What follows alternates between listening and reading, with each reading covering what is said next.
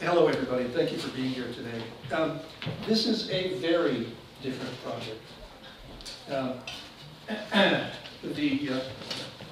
Elizabeth Island is only 2 acres in the middle of a 103-acre Spy Pond. But when you climb out of a canoe and up the steep slope through the 100-year-old oaks to the meadow in the center, the city just melts away. Route 2 is still there with tens of thousands of cars per day on one end of the pond.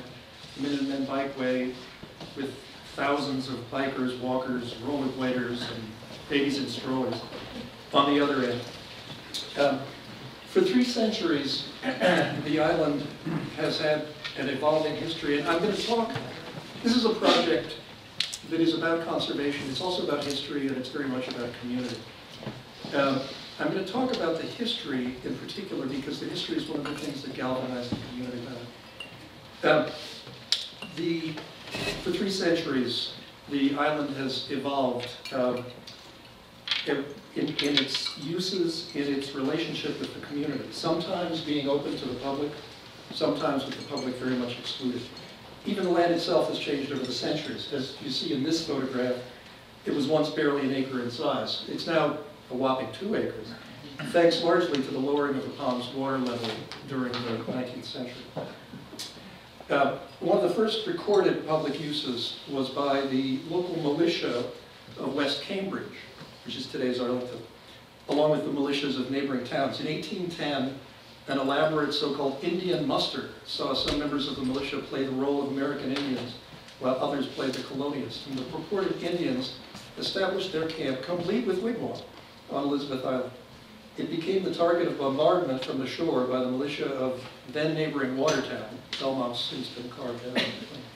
And invasion by water. The Indians fled their island in a canoe, many canoes, but were captured and marched to the center of town where they were fed, according to contemporary reports, the most succulent baked beans in New England. The Fitchburg Railroad acquired the island in 1868 with an eye toward building a rail line across Spy Pond. Picture this, with a trestle bridge on the island. Fortunately, the idea died in the face of public protest, and the railroad line eventually was built skirting the pond, and today became the Minuteman Bikeway. Here are some early excursionists camping out on the island in the 1880s. You notice how high the water level is here. And the island has gained and shrunk over the years. It's now, from this picture, it's now about 8 times the size that's shown here. In the 1920s, for the first time, conservation made it onto the agenda.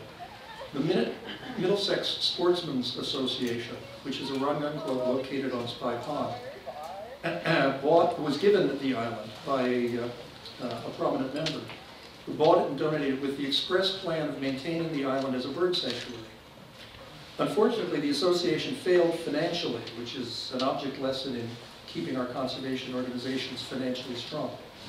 Now, the building that they occupied is this, actually. Is today the Boys and Girls Club, Arlington Boys and Girls Club, which serves several hundred Arlington area young boys and girls who, among other things, get to take advantage of Elizabeth Island in their summer program. This brings me to my favorite personal story, which is that, I love this so much. Here's my favorite. In the 40s, a shipment of concrete blocks was delivered to the island so that its new owner, real estate developer Henry DeForest, could begin building his 6-bedroom honeymoon home. And he had a permit for not 1 but 2 houses. Fortunately, the plan and apparently the marriage that was to be celebrated both failed.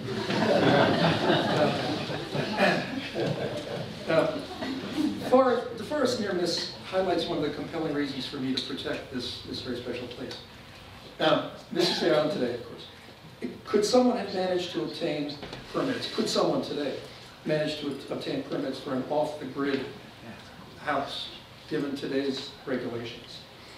Well, perhaps. It is, after all, still zoned incredibly single-family residential. Perhaps not. The obstacles would be significant, but would that stop someone from trying?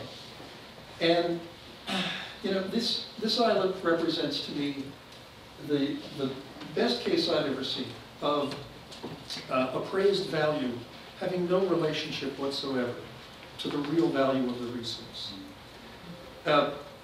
Before the Land Trust's successful acquisition, the island was marketed for development just 3 years ago, and there were nibbles. Our greatest fear, frankly, was not that someone would succeed in permitting, but that someone might give it a go and be stymied. And in the process, with nothing more than a chainsaw in a day's time, could destroy the real value to you and me of this island, which is its visual importance as the centerpiece of the pond, its habitat value, which includes over 120 bird species that have been cataloged on the pond, and most of which inhabit, migrate through, or nest on the island. If you've ever driven out Route 2 from Cambridge through Arlington, you've seen the island. You can't miss it. It is the centerpiece both visually and ecologically. And its recreational value in all seasons is magnificent. There's a photo coming up in a moment that is perhaps my favorite.